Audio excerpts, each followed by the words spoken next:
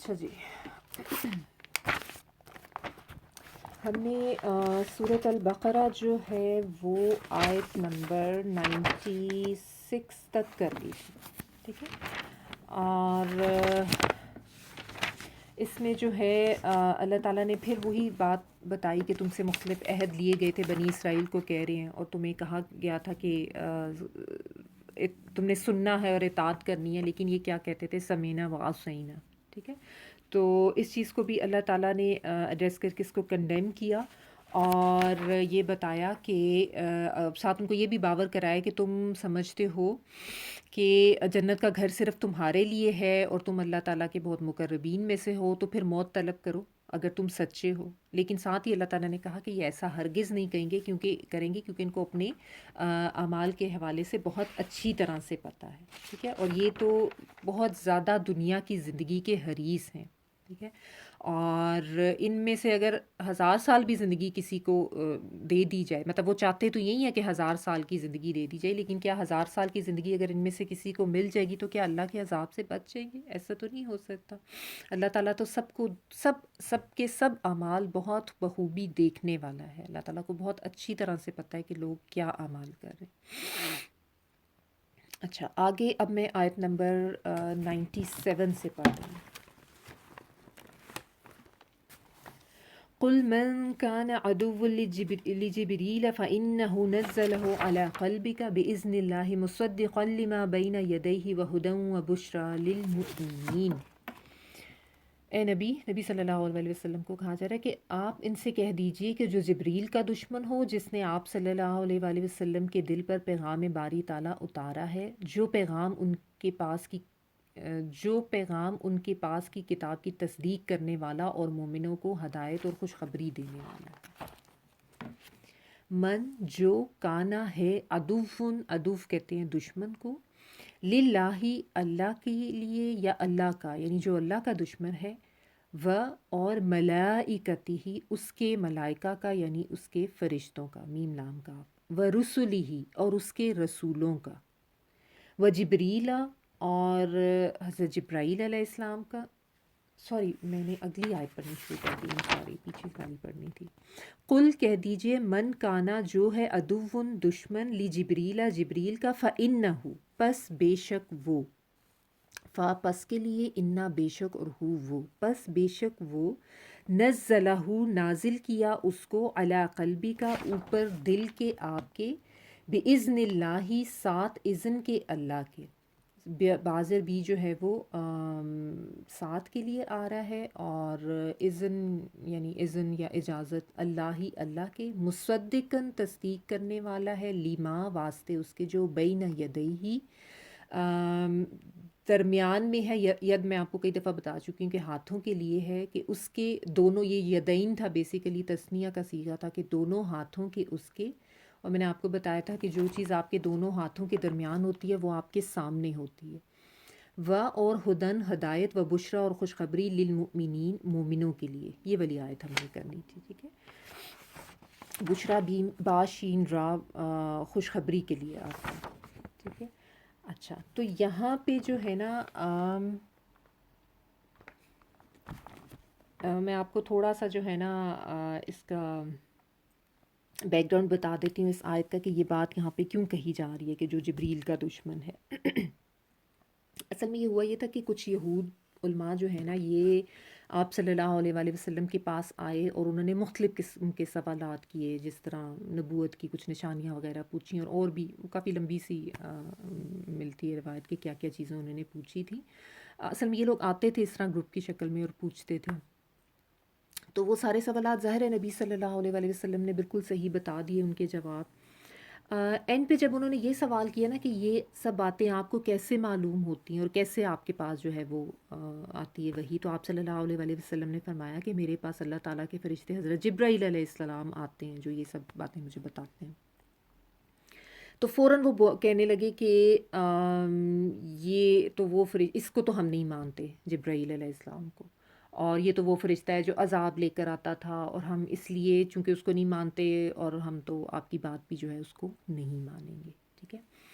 اصل میں مسئلہ یہ تھا ان لوگوں کا کہ ان لوگوں نے یہ بات بنا لی تھی کہ حضرت جبرائیل علیہ السلام جو ہے نا، آپ کو پتہ ہے حضرت جبرائیل علیہ السلام وہ فرشتے تھے جو انبیاء کے اوپر وحی لے کر آتے تھے، ٹھیک ہے، اور یہ بڑے اچھی طرح سے اس سے واقف تھے کیونکہ ظاہر ہے ان میں تو پوری کی ایک چین آتی رہی تھی انبیاء کی. لیکن جب نبی صلی اللہ علیہ وآلہ وسلم کو اللہ تعالیٰ نے مبعوث کیا، نبی بنایا، اب پہچان تو یہ چکے تھے، ساری نشانیاں ان کو پتہ تھیں کہ بالکل صحیح ہیں، آپ صلی اللہ علیہ وآلہ وسلم ہی اللہ تعالیٰ کے آخری نبی ہیں. انہوں نے یہ بات بنا لی کہ حضرت جبرائیل علیہ السلام جو ہے نا، انہوں نے یہ غلطی کر دی ہے، اعوذ باللہ ثم اعوذ باللہ، کہ یہ وحی کو لے کر جو ہیں وہ بنی اسماعیل میں چلے گئے اور نبی صلی اللہ علیہ وآلہ وسلم پہ انہوں نے وحی نازل کر دی ہے، ورنہ وحی تو ہمیشہ سے وہ ادھر ہی لے کے آتے تھے. تو اس لیے یہ حضرت جبرائیل علیہ السلام کے بھی اگینسٹ ہو گئے تھے، دشمن ہو گئے تھے ان کے.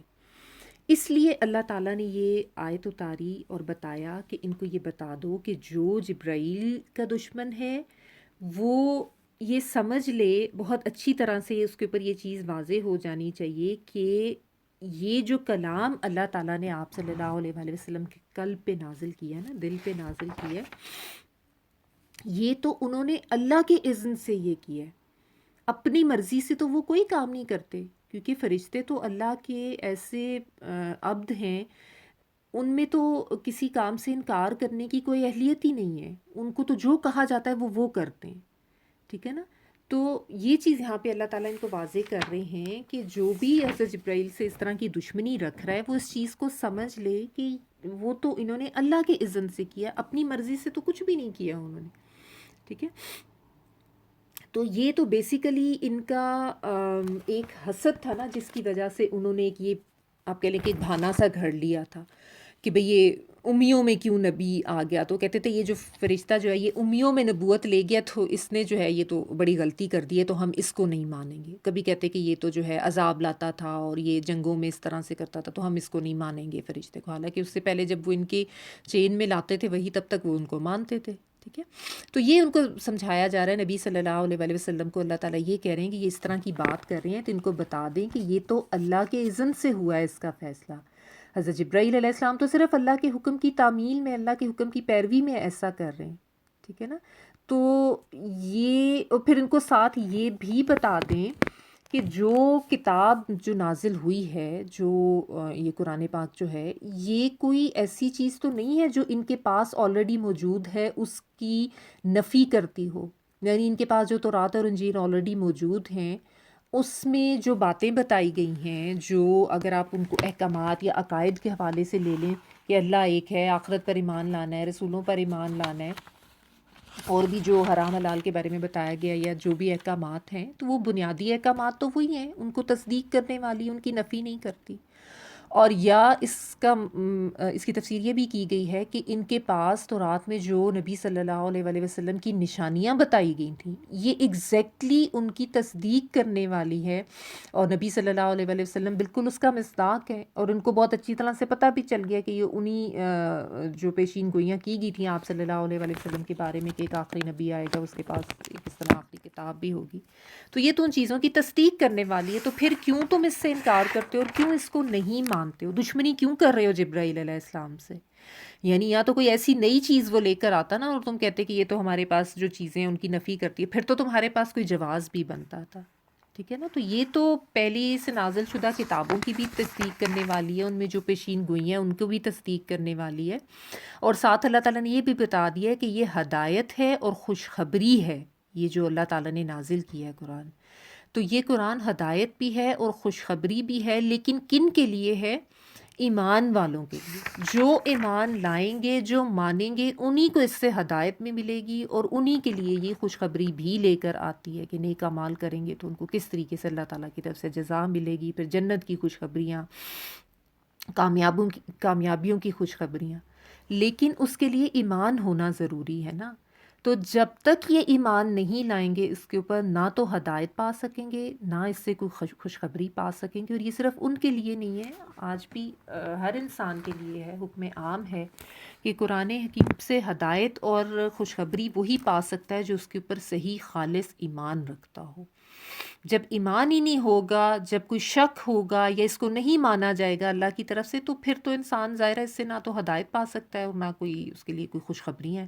تو ایمان تو ضروری ہے. ٹھیک ہے. تو قرآن پاک کی یہاں پہ جو صفات اللہ تعالیٰ نے بتائی ہیں کہ ایک تو یہ کہ پہلے سے نازل شدہ حق کی تصدیق کرتی ہیں، اور پھر یہ رہنمائی ہدایت کر دینے والی کتاب ہے، اور اس کے لیے ایمان لانے والوں کے لیے یہ خوشخبری بھی ہے. ٹھیک ہے نا. تو بیسیکلی یہ آیت اس لیے نازل کی گئی کہ ان کو بتا دیا جائے کہ حضرت جبرائیل علیہ السلام اپنے مرضی سے کچھ نہیں کرتے، وہ تو اللہ کے حکم کی تعمیل کرتے ہوئے یہ احکامات لے کر آتے ہیں. تو اس سے دشمنی کرنے کا جو تمہارا جواز ہے وہ بالکل ہی بے بنیاد ہے. ٹھیک ہے. بیسیکلی تو حسد تھا نا ان کو. اب آپ دیکھیں کہ انسان حسد میں جب جاتا ہے نا تو کس طرح سے آپ کہہ لیں کہ اس کی عقل بالکل ہی یعنی دماغ بند ہو جاتا ہے اس کا، اور تالے پڑ جاتے ہیں دل و دماغ پہ، کہ آپ سوچیں کہ کس قسم کی انہوں نے بات نکال لی تھی کہ جبرائیل جو ہے یہ اس سے غلطی ہو گیا، یہ غلط طرف لے گیا وہی. ٹھیک ہے نا. تو یہ حسد اور یہ تکبر اور انا، یہ اس طرح کی بیماریاں ہیں، یہ اس طرح کی برائیاں ہیں کہ یہ اس طریقے سے انسان کے آنکھوں پر پردے اور دلوں پر پردے ڈال دیتی ہیں، اور انسان اتنی ہی بے وقوفانہ باتیں اور حرکتیں کرنے لگ جاتا ہے. ٹھیک ہے نا. تو یہ چیز بھی اس لیے ان چیزوں سے بہت زیادہ بچ کے رہنا چاہیے. ٹھیک ہے. اور اچھا آگے دیکھیں، آگے بھی اسی سے ریلیٹڈ آیا تھا، یہ بھی پڑھ لیتے ہیں. من کان عدو للہ و ملائکتہ و رسلہ و جبریل و میکال فإن اللہ عدو للکافرین. جو شخص اللہ کا اور اس کے فرشتوں اور اس کے رسولوں اور جبرائیل اور میکال کا دشمن ہے تو ایسے کافروں کا دشمن خود اللہ ہے.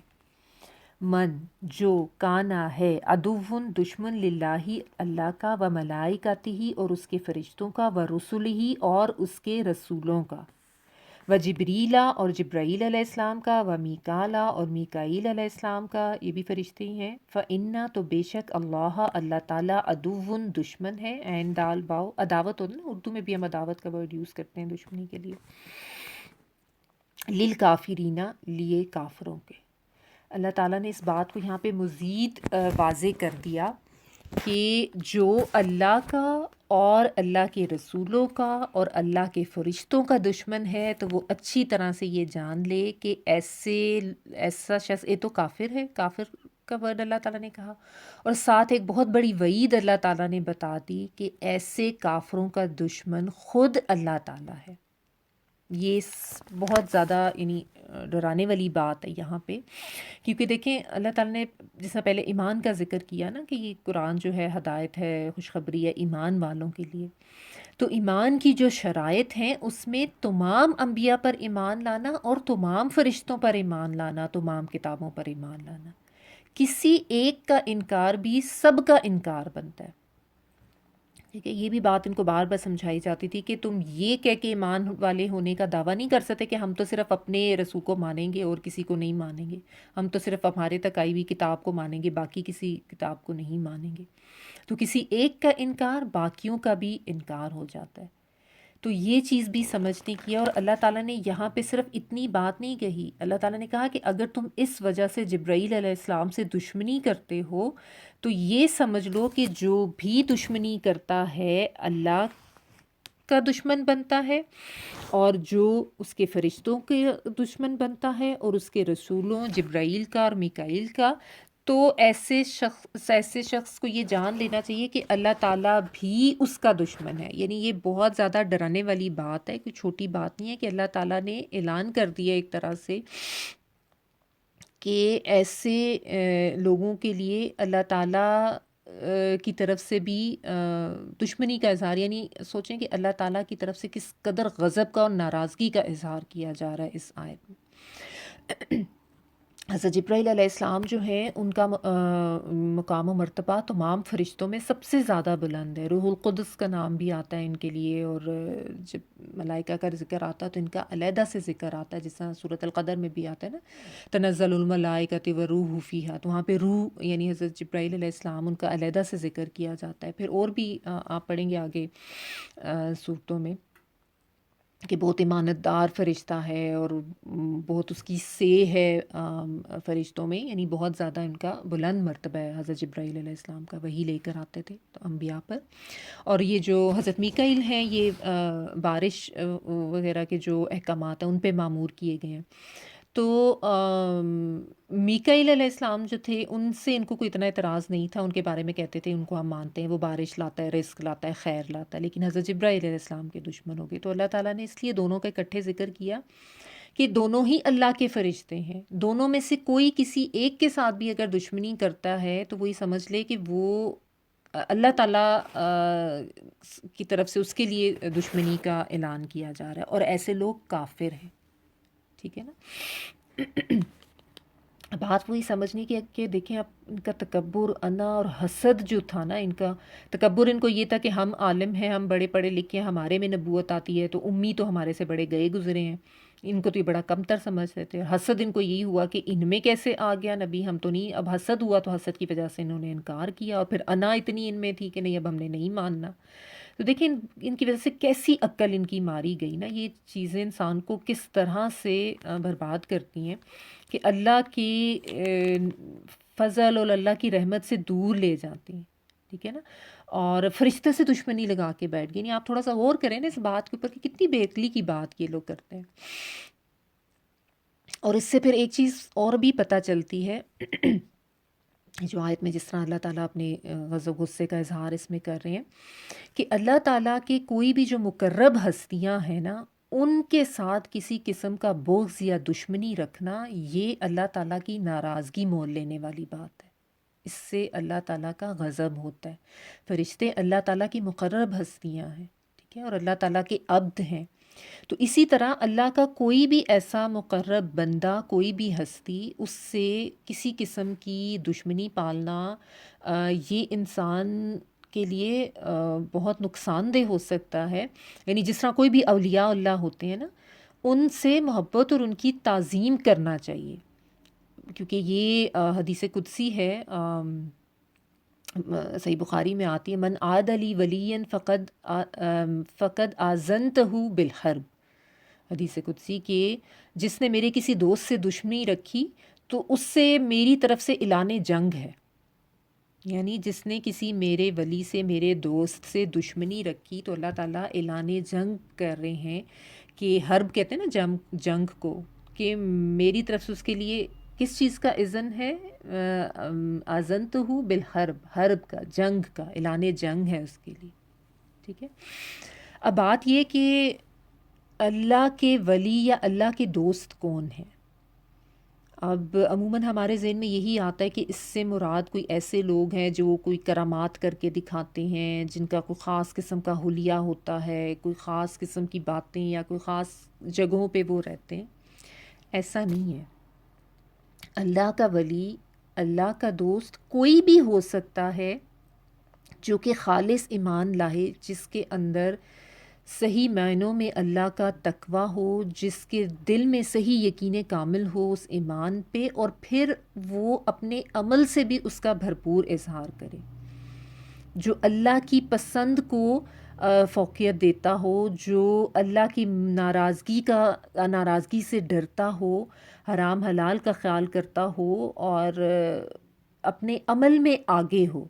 ٹھیک ہے. ایمان کے ساتھ عمل مشروط ہے نا، تو یہ دونوں چیزیں جس میں ہوں تو کوئی بھی اللہ کا مقرب ہو سکتا ہے اپنے کسی بھی عمل کی وجہ سے. تو خواہ کوئی معمولی سا انسان ہو جس کو کوئی جانتا بھی نہ ہو، کوئی ایسے نہیں ہے کہ اولیاء ہونے کے لیے بندے کا کوئی خاص حلیہ ہونا چاہیے، یا کوئی خاص لباس ہونا چاہیے، یا کوئی خاص مقام، کوئی خاص ایسی جگہ ہونی چاہیے جہاں پہ وہ رہتا ہو، یا جو کوئی ہمیں غیب کی باتیں بتانے کے دعوے کرتا ہو تو ہم اس کو اولیاء، ہمارے یہاں تو یہی سمجھا جاتا ہے نا. ایسی بات نہیں ہے. ولی کہتے ہیں دوست کو.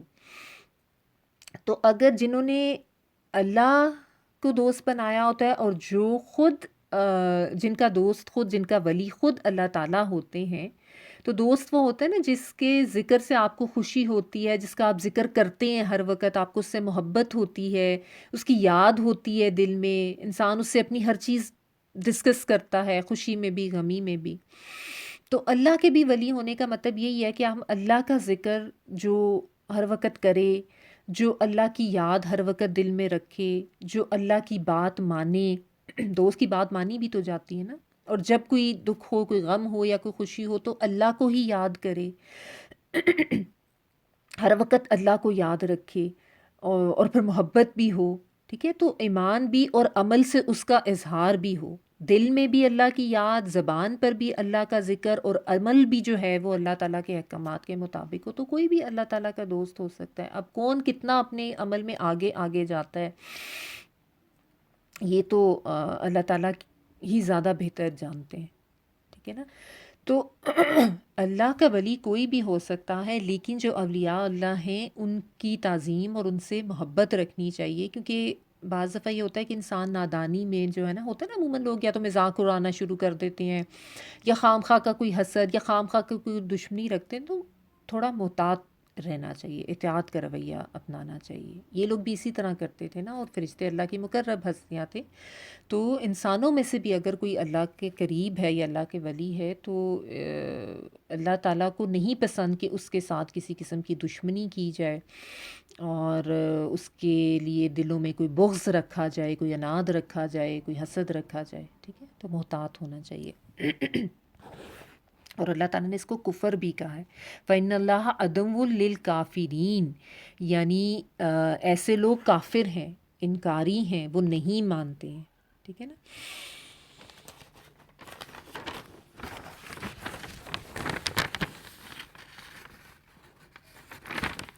آگے دیکھیں، وَلَقَدْ أَنزَلْنَا إِلَيْكَ آيَاتٍ بَيِّنَاتٍ وَمَا يَكْفُرُ بِهَا إِلَّا الْفَاسِقُونَ. اور یقیناً ہم نے آپ کی طرف روشن دلائل بھیجے ہیں جن کا انکار سوائے فاسقوں کے کوئی نہیں کرتا. وَلَقَدْ، اور البتہ تحقیق یا یقیناً، انزلنا نازل کیا ہم نے الیکا آپ کی طرف، آیاتن نشانیاں. آیت جو ہے وہ نشانی کے لیے آتا ہے، بینات جو ہے وہ واضح یا روشن کے لیے آتا ہے، با یا نون. وما، اور نہیں، یہاں پہ ما نہیں کے معنوں میں ہے. یکفرو، وہ انکار کرتا، بہا ساتھ اس کے، یا کرتے کیونکہ آگے پلورل ہے، وہ انکار کرتے اس سے. یہ جو ہے وہ کے معنوں میں، کفرا انکار کرنا، بہا ساتھ اس کے، الا ما سوائے یا مگر. عموماً جب الا آتا ہے نا تو ماں کا ترجمہ جو کی بجائے نہیں ہو جاتا. جو میں نے آپ کو بتایا نا، یہاں پہ ماں کا ترجمہ ویسے جو ہوتا ہے لیکن یہاں پہ نہیں کے معنوں میں.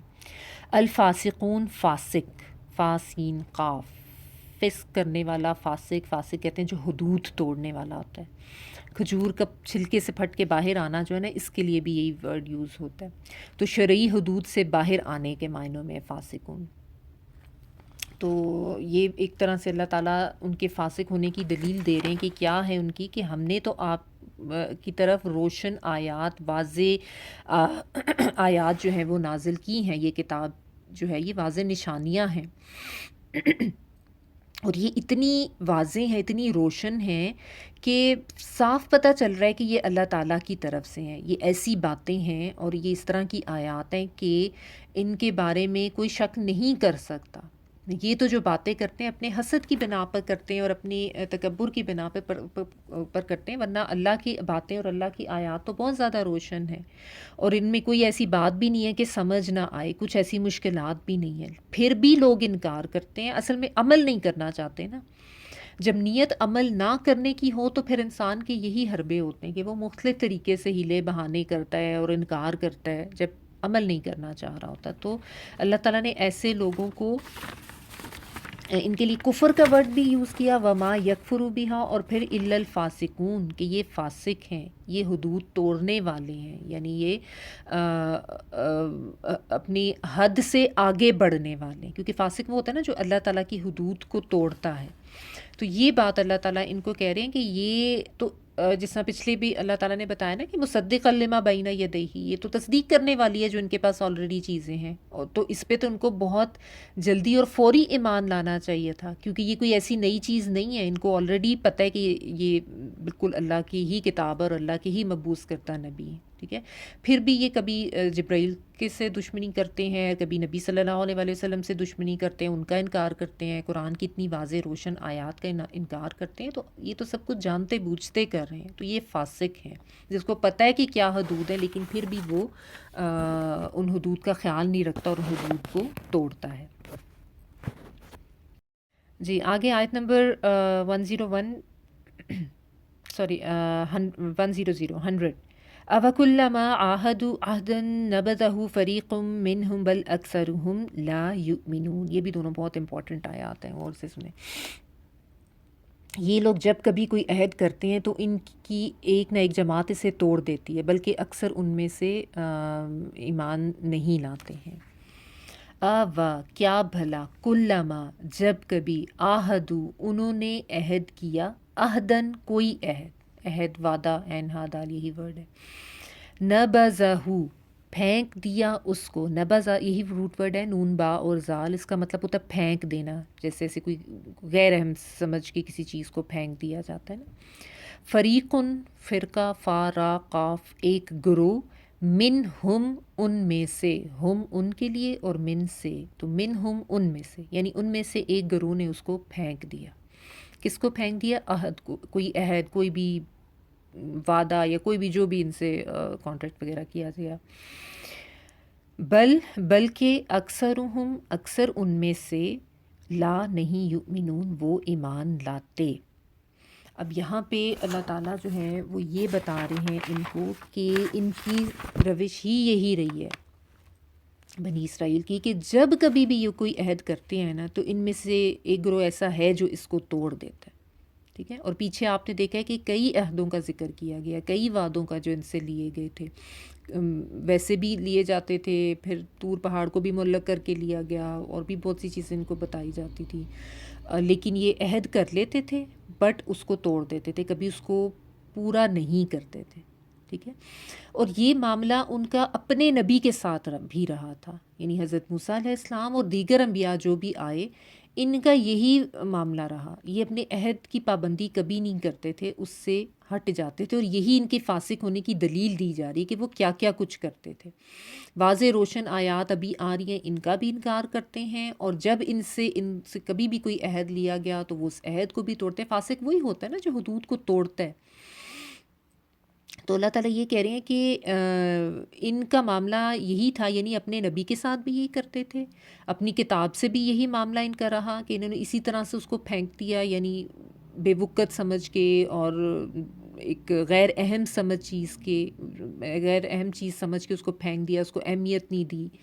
اور اکثر ان میں سے ایسے ہیں جو اکثریت یعنی ان کی ایمان نہیں لاتی، ٹھیک ہے۔ پھر یہی معاملہ اب یہ یعنی نبی صلی اللہ علیہ وآلہ وسلم کے ساتھ بھی کر لیے ہیں، کہ اچھی طرح سے پہچان چکے ہیں، اچھی طرح سے جان چکے ہیں نبی کو بھی اور اس کتاب کو بھی، لیکن یہ ان کو نہیں مان رہے ہیں، اور اکثریت ہی جو ہے وہ مان نہیں رہتی۔ اللہ تعالیٰ جب بھی بات کرتے ہیں نا تو انصاف کے ساتھ بات کرتے ہیں کہ کچھ تھے جو مان بھی گئے تھے، اکثریت ان کی نہیں مانی تھی، تو اس لیے وہ جو کچھ ہے نا ان کو اللہ تعالیٰ علیحدہ کر کے پھر بات کرتے ہیں، یعنی سب کے بارے میں بات نہیں کرتے۔ بل اکثرہم فریقم منہم ان میں سے ایک گروہ، اور اکثریت ان میں سے انکاری ہے، سب کو نہیں شامل کرتے کیونکہ کچھ تھے بھی جو مان گئے تھے، لیکن اللہ تعالیٰ کہہ رہے ہیں کہ اکثریت ان میں سے جو ہے وہ ایمان نہیں لائی تھی، زیادہ تر نے انکار ہی کیا تھا، ٹھیک ہے۔ اچھا، پھر یہ جو ان کا عہدوں کو توڑنا اور نبذہ فریقم، اسی بات کو آگے بھی اللہ تعالیٰ بیان کر رہے ہیں، یہ والی آیت بھی پڑھ لیتے ہیں۔ وَلَمَّا جَاءَهُمْ رَسُولٌ مِّنْ عِندِ اللَّهِ مُصَدِّقٌ لِّمَا مَعَهُمْ نَبَذَ فَرِيقٌ مِّنَ الَّذِينَ أُوتُوا الْكِتَابَ كِتَابَ اللَّهِ وَرَاءَ ظُهُورِهِمْ كَأَنَّهُمْ لَا يَعْلَمُونَ، یہ بھی بہت سمجھنے والی بات ہے۔ جب کبھی ان کے پاس اللہ کا کوئی رسول ان کی کتاب کی تصدیق کرنے والا آیا، ان اہل کتاب کے ایک فرقے نے اللہ کی کتاب کو اس طرح پیچھے ڈال دیا گویا جانتے ہی نہ تھے۔ وَلَمَّا اور جب کبھی، جَاءَهُمْ جیم یا حمزہ آیا ان کے پاس، رسول ایک رسول، اس سے کوئی بھی رسول بھی مراد لیا گیا ہے اور اس سے نبی صلی اللہ علیہ وآلہ وسلم بھی مراد لیے گئے ہیں، کیونکہ تنوین ہے تو اس سے کوئی بھی نبی مراد بھی ہو سکتا ہے، ٹھیک ہے. اور تنوین جو ہے وہ نکرہ میں ایک تفخیم کی شان بھی ہوتی ہے. تفخیم کہتے ہیں عظمت یا کوئی بڑائی بیان کرنے والی، تو اس سے مراد نبی صلی اللہ علیہ وآلہ وسلم، ٹھیک ہے، ان کی شان یا تعظیم بیان کرنے کے لیے تفخیم کہتے ہیں، تافاخا یا میم. اچھا، من عند اللہ، من سے عند اللہ پاس اللہ کے، اللہ کے پاس سے، مصدقن تصدیق کرنے والا، لما واسطے اس کے جو، معہم پاس ہے ان کے، مع ساتھ ہونا، پاس ہے ان کے، نبذا پھینک دیا، یہ وہی غیر اہم سمجھ کے پھینک دینا، فریقن ایک گروہ نے، من الذین ان لوگوں میں سے، اوت الکتابہ جو دیے گئے کتاب، حمزہ تایا، اوت الکتاب جو دیے گئے کتاب، کتاب اللہ اللہ کی کتاب، کتاب اللہ کی، وراء پیچھے، ورا اور حمزہ جو ہے وہ بیک پہ، پیچھے کے لیے، پشت کے، وراء ظہورہم ان کی پیٹھوں کے، ٹھیک ہے، وراء پیچھے، اور ظہور ظہر کی جمع ہے، ظہر کہتے ہیں بیک کو، پشت کو، یعنی پس پشت کر دینا یا پیٹھ کے پیچھے پھینک دینا، کا گویا کہ انہم بے شک وہ، لا نہیں، یعلمون وہ جانتے، گویا کہ بے شک وہ نہیں جانتے، وہ علم نہیں رکھتے، لا نہیں اور یعلمون میں یہ آتا ہے ان والا وہ کے معنوں میں، عین لام میم جاننا، اور واو نون جو ہے وہ پلورل کے لیے آ رہا ہے. تو یہ چونکہ ظاہر ہے بہت آپ کو پتہ ہے نافرمان سرکش قوم تھی بنی اسرائیل جو ہے، تو اللہ تعالیٰ یہاں پہ یہ بتا رہے ہیں کہ ان کی روش یہی رہی ہے کہ جب بھی ان کے پاس کوئی رسول آیا، انہوں نے یہی معاملہ رکھا کہ رسول آتے تو اللہ کے پاس سے تھے، اور وہ جو اللہ کے احکامات لے کر آتے تھے، یا جو بھی کتابیں یا صحائف یا جو بھی باتیں ان کو بتاتے تھے، وہ ان کے پاس آلریڈی موجود باتوں کی تصدیق ہی کرنے والی ہوتی تھی، لیکن ان کی سرشت ہمیشہ سے یہی رہی ہے کہ یہ انکار ہی کرتے ہیں، ان کا طرز عمل ہمیشہ سے انکار والا ہی رہا ہے، ٹھیک ہے نا. اور جس طرح کہ نبی صلی اللہ علیہ وآلہ وسلم کے حوالے سے کہ جب ان کے پاس اللہ تعالیٰ کی طرف سے بھیجے ہوئے رسول آ گئے جو کہ ان کے پاس آلریڈی موجود پیشین گوئیوں کی مصداق تھے، یعنی ان کی تصدیق ہو رہی تھی، اور باتیں بھی وہی تھیں جو ان کے پاس آلریڈی موجود تھیں، تو انہوں نے کیا کیا، نبذا، یہ جو نبذا کا ورڈ ہے نا، اس کو آپ آگے سے کنیکٹ کریں، نبذا کتاب اللہ وراء ظہورہم، بیچ میں تو اللہ تعالیٰ نے ان لوگوں کا بتایا نا کہ ایک گروہ ان میں سے جو دیے گئے کتاب، ان میں سے ایک گروہ نے کیا کیا، نبذا کتاب اللہ وراء ظہورہم، کہ اللہ کی کتاب کو اپنی پیٹھوں کے پیچھے پھینک دیا، گویا کہ وہ اس کو جانتے ہی نہ تھے، ٹھیک ہے. یعنی کہ انہوں نے تو اپنی کتاب کو ہی پس پشت پھینک دیا، یعنی بجائے اس کے کہ اس نبی اور اس قرآن کی تصدیق کرتے کہ یہ تو تورات میں جو موجود پیشین گوئیاں تھیں ان کی تصدیق کرنے والی تھی، انہوں نے تو اپنی کتاب کو ہی پھینک دیا، پیچھے کر دیا. یعنی کتاب کو پھینکنے سے مراد اس کو فزیکلی اٹھا کے پھینکنا مراد نہیں ہے، اس کو غیر اہم سمجھنا، اس کو نظر انداز کر دینا، اس کو بھلا دینا، اس کو اہمیت نہ دینا، یہ ان معنوں میں آتا ہے، ٹھیک ہے. تو اللہ تعالیٰ یہ کہہ رہے ہیں کہ انہوں نے تو اپنی کتاب کو ہی اگنور کر دیا، اس کو بھول ہی گئے کہ اس میں کیا کیا چیزیں اللہ تعالیٰ نے بتائی تھیں، یعنی ان کے تعصب کی انتہا آپ دیکھیں. اور یہاں پہ اللہ تعالیٰ نے لِأَنَّهُمْ نہیں کہا، كَأَنَّهُمْ لَا يَعْلَمُونَ، کہ جیسے کہ وہ نہ جانتے ہوں، یعنی یہ بات نہیں ہے کہ وہ جانتے نہیں ہیں، وہ پریٹینڈ ایسے کر رہے ہیں جیسے کہ ان کو پتہ ہی نہیں ہے، وہ انجان اس طرح سے بن گئے ہیں کہ جیسے وہ آپ صلی اللہ علیہ وآلہ وسلم کو پہچانتے ہی نہیں ہیں، یا ان کو تو کوئی اس چیز کے بارے میں پتہ ہی نہیں ہے کہ نبی نے آنا ہے اور آخری کتاب جو ہے، یعنی ان کا عمل اس طرح کا تھا کہ انہوں نے اس طرح کا رویہ اختیار کیا جیسے وہ جانتے ہی نہیں ہیں، اس طرح اگنور کر رہے ہیں. یہ نبذا ایسا ہوتا ہے، دیکھیں جو کوئی چیز ہمارے کام کی نہیں ہوتی تو ہم اس کو پھینک دیتے ہیں نا، جیسے بچے ٹافی کھائی، چاکلیٹ کھائی تو ریپر کو پھینک دیتے ہیں، ایسے وہ تو ایک ان امپورٹنٹ سی چیز ہوتی ہے. یا آپ دیکھیں جس طرح جو ہماری کوئی غیر اہم چیزیں ہوتی ہیں گھر کی، ان کو ہم نے کیسے اسٹور میں پیچھے کر کے پھینکا ہوا ہوتا ہے نا، جو امپورٹنٹ چیزیں ہوتی ہیں، فرض کریں ہمارا سیل فون ہے، ٹی وی کا ریموٹ ہے، سامنے پڑا ہوتا ہے بالکل، اس کو تو نہیں ہم کہیں ادھر ادھر اس کا جانا افورڈ کرتے کیونکہ وہ بہت اہم چیز ہوتی ہے، ٹھیک ہے نا. لیکن جو چیز غیر اہم ہوتی ہے اس کو انسان پس پش ڈال دیتا ہے، تو یہ اللہ تعالیٰ کہہ رہے ہیں کہ انہوں نے یہ اس طرح بھول گئے، اس طرح کتاب کو بھول گئے جیسے یہ جانتے ہی نہیں ہیں کہ کوئی کتاب ہے یا کوئی کتاب کے احکامات ہیں. ٹھیک ہے نا. اب بات وہی ہے کہ جہاں جہاں بنی اسرائیل کا ذکر آئے وہاں پہ ہم نے اپنے آپ کو رکھ کے دیکھنا ہے اور اپنا محاسبہ کرنا ہے کہ ہم کیا کرتے ہیں. آج ہمارا بھی تو پورا ایک آپ دیکھ لیں انفرادی طور پر بھی اور اجتماعی طور پر بھی معاملہ ایسا ہی نہیں ہے کتاب کے ساتھ. سب سے پہلے تو آپ یہ دیکھیں نا، اوت الکتاب جو دیے گئے کتاب، تو ہم بھی تو کتاب دیے گئے ہیں نا. ہم بھی تو انہی لوگوں میں سے آتے ہیں جنہیں اللہ تعالیٰ نے اپنی آخری کتاب دی ہے، جس کو ہم ویسے تو بڑا فخر کرتے ہیں کہ ہم مسلمان ہیں اور ہم نبی کی امت میں سے.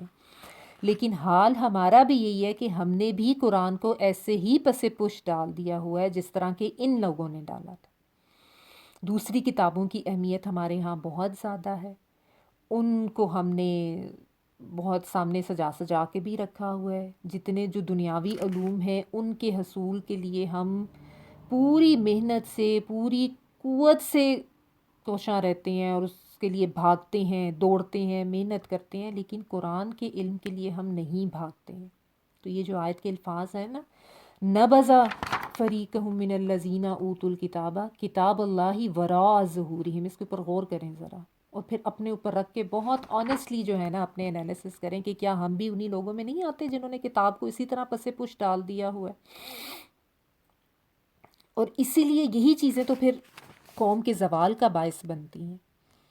ہم لوگوں کا بھی یہی رویہ ہے، کوئی جو ہے وہ کبھی مہینے میں دیکھ لیا کتاب کو یا رمضان میں پڑھ لیا، اچھا بعد میں دیکھیں گے، ابھی چھوڑو، اس کی کوئی پرائرٹی نہیں ہے. اور ویسے تو ہمارا یہ حال ہے کہ دیکھو دیکھو کمر نہیں کرنا قرآن کی طرف، پشت نہ ہو جائے اس کی طرف، اٹھا کے اوپر رکھو. اور یا تو اتنا اوپر رکھ دیا ہوا ہم نے کہ بس اس کی طرف دیکھنے، اس کی طرف پہنچ نہیں پاتے ہم. ٹھیک ہے نا. اور یا پھر یہ کہ قبر نہیں کرنی اس کی طرف. بہت احترام ہے، بہت اہمیت ہے ہمارے اس کے لیے، لیکن ویسے اس کو کبھی سمجھ کے پڑھنا نہیں ہے، اس کو بھلایا ہوا ہے.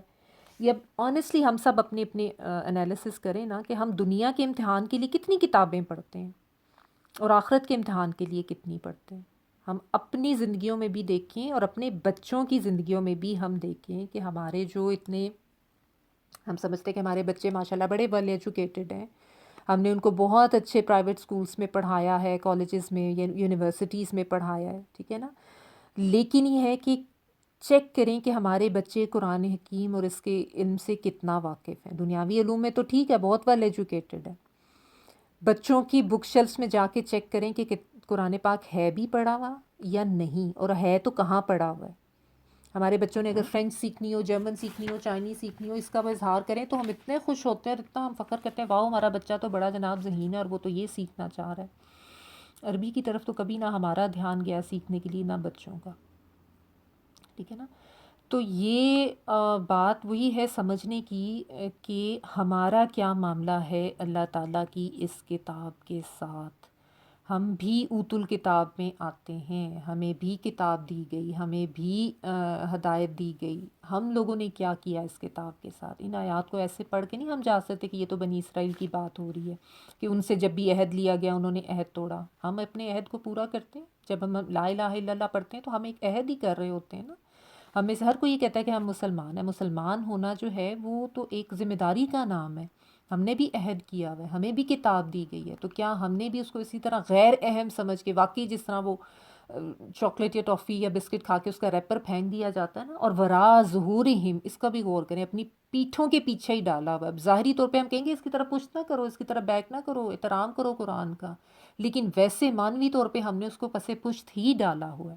ایک وہ شیطان نے بھی سکھا دیا ہوا نا کہ اوپر رکھو قرآن کو، بے ادبی ہوتی ہے، اتنا اوپر کہ بس اس طرف رسائی نہ رہے، یا پھر لپیٹ کے اس کو غلافوں میں ہم نے الماریوں کے اندر سجا کے رکھ دیا ہوا. تو اپنے لیے یہ کویسچنز لکھیں کہ ہمارے گھروں میں قرآن پاک جو ہے وہ کس شیلف پر ہے، کس جگہ پر ہے. کیا بہت ہی کوئی اوپر والی شیلف پہ ہے جہاں پہ ہاتھ بھی نہیں پہنچتا، کرسی سیڑھی رکھ کر ہمیں اس تک پہنچنا پڑتا ہے. ٹھیک ہے نا.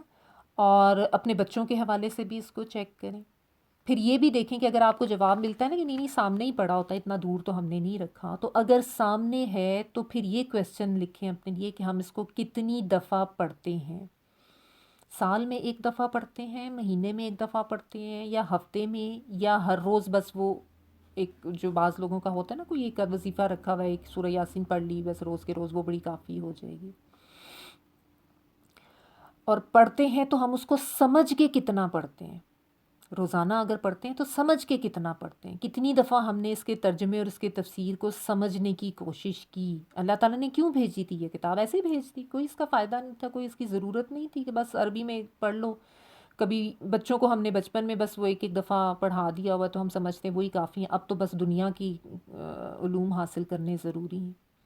کڑوی باتیں ہیں لیکن میں کر اسی لیے رہی ہوں کہ یہ سچی باتیں، اور ہم سب کو اپنے لیے یہ انالیسس کرنے کی ضرورت ہے تاکہ ہمیں شرمندگی بھی ہو اور ہم اس پہ اپنے آپ کو بھی ٹھیک کریں اور اپنے بچوں کو بھی ٹھیک کریں. اور اگر ہمیں یہ جواب مل رہا ہے نا کہ ہم اس کو روز نہیں پڑھتے ہیں یا ہمارے بچے اس کو روز نہیں پڑھتے ہیں، تو کیوں پھر پوچھیں اپنے آپ سے کہ کیوں ہم روز نہیں پڑھتے، کیا وجہ ہے؟ ٹائم نہیں ہے نا اصل میں. کیوں ٹائم نہیں ہے؟ پھر یہ سوال کریں. کیونکہ ہمارے پاس اور بہت کچھ کرنے کو ہے، ہمارے بچوں کے پاس اور بہت کچھ پڑھنے کو ہے. وہ پڑھیں یا یہ پڑھیں، ہم اب یہ دنیا کے کام کریں یا یہ کریں. ہم نے جابس بھی کرنی ہے، ہم نے کاروبار بھی کرنے ہیں، تو ہم نے گھر کے کام بھی کرنے ہیں، ہم نے اور بہت سی چیزیں کرنی ہیں. بچوں نے تو اپنی دنیا کی کتابیں اتنی پڑھنی ہے، تو یہ اس کا ٹائم کہاں سے نکالیں؟ اور پھر یہ سوچیں کہ یہ دنیاوی علوم کیوں پڑھ رہے ہیں. Once again I would like to say کہ میں یہ نہیں کہہ رہی کہ دنیا کے علوم بچوں کو نہ سکھائیں، ضرور سکھائیں. میں صرف بیلنس کو چیک کرنے کی بات کر رہی ہوں. اور جو ہماری ایک سوچ بن گئی ہوئی ہے نا، اس کو بیسیکلی میں ایڈریس کر رہی ہوں کہ بچوں کے لیے ہم اپنے لیے بھی یا بچوں کے لیے ہم کہتے ہیں کہ یہ ہم اس لیے پڑھیں نا کیونکہ ظاہر ہمیں دنیا میں کامیابی چاہیے، ہم نے نوکریاں کرنی ہیں، ہم نے کاروبار کرنے ہیں، ہم نے دنیا میں رہنا ہے. ٹھیک ہے، سب کچھ کرنا ہے، دنیاوی زندگی ہم نے گزارنی ہے. لیکن کیا آخرت کی زندگی ہم نے نہیں جانا کہ دنیا کے امتحان اور دنیا کی زندگی کی کامیابی کی ہمیں اتنی فکر ہو، اور آخرت کے امتحان اور آخرت کے امتحان کی کامیابی کی فکر ہی کوئی نہیں. اس میں ہمارے بچوں نے کچھ نہیں پڑھنے کی ضرورت، اس میں ان کو کامیاب ہونے کی ضرورت نہیں ہے کہ بس ہم نے یہی کچھ سکھایا ان کو، اچھے سے اچھے اسکولس میں ڈال دو، کالجز میں، یونیورسٹیز میں، یہ وہ پڑھتے رہے تو بیلنس تو نہ ہوا نا. دنیا دار تو بنا دیا آپ نے ان کو، دنیا میں کامیاب ہونا تو سکھا دیا، آخرت کے لیے تو نہیں بتایا. اور ہم خود بھی اسی میں ہی لگے ہوئے، خود بھی تو ظاہر ہے اس میں لگے ہوئے، تو پھر بچوں کے لیے بھی ہم نے اسی چیز کو پسند کیا نا. تو یہ چونکہ سوچ نہیں ہے نا، میں بیسیکلی یہی چاہ رہی ہوں کہ ہم اپنے اندر یہ سوچ ڈیولپ کریں. اگر ہم یہ سمجھتے ہیں کہ دنیا کے امتحان میں وہ مخصوص کتابیں، وہ مخصوص سلیبس پڑھنے بغیر ہم کامیاب نہیں ہو سکتے یا ہمارے بچے کامیاب نہیں ہو سکتے، تو آخرت کے امتحان میں اس قرآن کو پڑھے بغیر کیسے کامیاب ہو سکتے ہیں؟ یہ آخرت کا سلیبس ہے جو اللہ تعالیٰ نے ہمیں دی ہے. تو کیسے ہم نے یہ سوچ لیا کہ ہم آخرت میں کامیاب ہو جائیں گے؟ بس وہی امانی والی بات، وہی خواہشات کہ ہم نے تو جانا ہی جنت میں کیونکہ ہم تو ہیں ہی مسلمان، تو ہماری تو شاید اجارہ داری ہے، ہم تو ٹھیکیدار ہیں کہ ہمارے ہی لیے جنت بنائی گئی ہے، چاہے ہم زندگیاں جیسے مرضی اپنی مرضی کے گزاریں. یہ کیسے ہو سکتا ہے؟ کیسی منافقت لے کے ہم بیٹھے ہوئے ہیں؟ دنیا کے امتحان کے لیے دنیا کے علم کی کتابیں پڑھنا یہ بہت ضروری ہے، اس کو ہم سمجھتے ہیں، لیکن آخرت کے امتحان کے لیے قرآن پڑھنا ضروری نہیں ہے. اور پھر یہ بھی کہ دنیا کی کامیابی بہت ضروری ہے، اس میں ناکام نہ ہوں، نہ ہم نہ ہمارے بچے. ہمارے بچہ اگر کسی کے او لیولز یا اے لیولز کے کم نمبر آ جاتے ہیں، یا وہ ایز نہیں آتے، پلس نہیں آتے، تو کیا حالت ہوئی ہوتی ہے ماں باپ کی بھی، اور کس قدر سر پہ سوار کیا ہوا ہے اپنے بھی اور بچوں کے بھی. کیا یہی حال ہمارا ہوتا ہے جب ہم یہ پتہ چلے ہمیں کہ ہمارے بچوں نے قرآن نہیں پڑھا؟ اتنا ہی دکھ، اتنا ہی افسوس اور اتنا ہی ڈپریشن ہوتا ہے کہ ہمارے بچے ترجمے سے قرآن نہیں پڑھ رہے ہیں، تفسیر نہیں سمجھ کے پڑھے، ان کو ہم نے کبھی پڑھایا ہی نہیں، یا کبھی اپنے بارے میں ہم نے اتنا ہی ڈپریشن لیے. یعنی ایک طرح سے ہمارا رویہ یہ ہو گیا ہوا ہے کہ ہم یا ہمارے بچے خیر آخرت میں ناکام ہو بھی گئے تو کیا ہوا، کوئی فرق نہیں پڑتا. سوچ نہیں ہے لیکن عمل یہی ہے ہمارا. اپنے عمل کو اگر اینالائز کریں نا تو ہمارا عمل اسی طرح کا ہے کہ جیسے خیر ہے کچھ نہیں ہوتا، آخرت میں کامیاب نہ بھی ہوئے تو کوئی نہیں. اسی لیے اتنا بلایا ہوا ہے نا، مطلب وجہ تو یہی بنتی ہے. بات تو بنی اسرائیل کو ہو رہی ہے کہ ان کو کتاب دی گئی تھی، انہوں نے اس کو پیٹھ پیچھے پھینک دیا، اور اگر ہم اپنے اوپر دیکھیں تو ہمارا بھی وہی حال ہے. ہمیں بھی کتاب دی گئی, ہم نے بھی اس کو پیٹھ پیچھے پھینک دیا. انہوں نے بھی اہم نہ جانا, ہم نے بھی اہم نہ جانا. وہ بھی یہی سوچیں لے کے بیٹھے ہوئے تھے کہ وہ تو آخرت میں کامیاب ہوں گے ہی ہوں گے. ہم بھی یہی سوچیں لے کے بیٹھے ہیں کہ جی جنت تو ہے ہی ہمارے لیے, ہم تو مسلمان ہیں, ہم تو نبی کی امت میں سے, ہم نے جانا ہی جنت میں سے. اور پھر یہ جو بات ہے نا کأنہ لا یعلمون, اس کے اوپر غور کریں کیسے انہوں نے پھینکا تھا, گویا کہ وہ جانتے نہ ہوں, یعنی جانتے بوجھتے انجان بن گئے تھے کہ یہ اللہ کی کتاب ہے, جیسے وہ جانتے ہی نہیں. اتنے بیگانے اللہ کی کتاب سے, اتنے اجنبی بن گئے تھے اللہ کی کتاب سے, اتنا بے وقت جان لیا تھا اللہ کی کتاب کو. آج ہمارا بھی یہی حال ہے, کأنہ لا یعلمون, گویا کہ وہ جانتے ہی نہ ہوں کہ یہ اللہ کی طرف سے کتاب ہے. نہ ہم نے اس کی اہمیت جانی, نہ آگے ہم نے اپنے بچوں کے لیے اس کو اہم جانا. یہ یاد رکھیں کہ جب تک یہ العلم, یہ اصل علم حاصل نہیں کریں گے, اس کو نہیں پڑھیں گے, اس کو نہیں سمجھیں گے, دنیا کی کتنی کتابیں پڑھ لیں, دنیا کے کتنے علوم حاصل کر لیں, یہاں کی کتنی بھی بڑی سی بڑی ڈگریاں آپ لے لیں, سب بیکار ہے. آپ کے بچے پی ایچ ڈی کر لیں, ایم فل کر لیں, ڈاکٹرز بن جائیں, انجینئرز بن جائیں, کچھ بھی کر جائیں, اگر ان کی اسلامی تعلیم و تربیت نہیں ہے, اسلام کے لحاظ سے اگر آپ نے ان کو کچھ نہیں سکھایا, اگر آپ نے ان کو قرآن ترجمہ تفسیر سے نہیں پڑھایا, تو وہ زیرو ہیں, یہ یاد رکھیں. اگر ان کی آخرت جو ہے وہ کامیاب نہیں ہو رہی, آخرت میں وہ کامیاب نہیں ہو رہے ہیں, تو کوئی فائدہ نہیں ہے ان دنیاوی ڈگریوں کا. اس چیز کو سمجھنے کی ضرورت ہے جو ہم نہیں سمجھتے. یہ تو ہمارے اسکول کے نصاب میں ہونی چاہیے تھی نا یہ چیزیں, اور اب اگر ڈالی بھی جا رہی ہیں تو اس پہ بھی لوگ اعتراض کر رہے ہیں کہ کیوں ڈالا جا رہا ہے. تو بات سمجھنے کی یہی ہے کہ یہ جو مسئلہ ہے نا کہ بحیثیت قوم ہمارے پاس وقت نہیں ہے اس قرآن کو دینے کے لیے, ٹائم نہیں ہے اس کتاب کو پڑھنے کے لیے, سمجھنے کے لیے.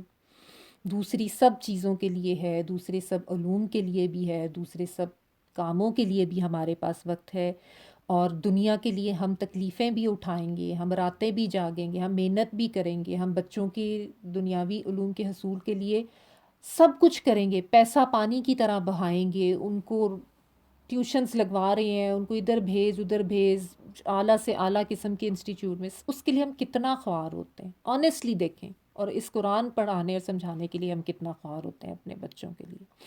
جانتے بوجھتے ہوئے نظر انداز کرتے ہیں, کأنہ لا یعلمون, اس چیز کو سمجھیں.